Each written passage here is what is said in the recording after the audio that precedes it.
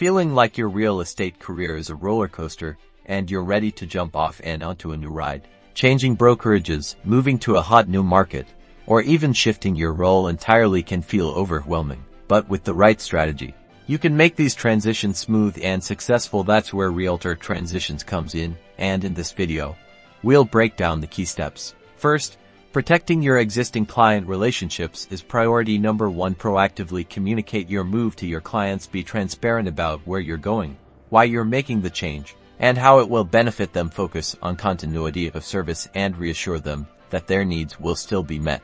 Next, let's talk licenses. This is crucial and varies state by state. Contact your state's real estate commission immediately to understand the specific requirements for transferring or activating your license in your new brokerage or market. Don't let paperwork stall your transition.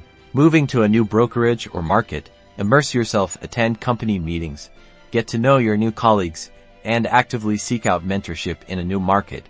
Research local trends, network with local businesses, and understand the unique characteristics of the area.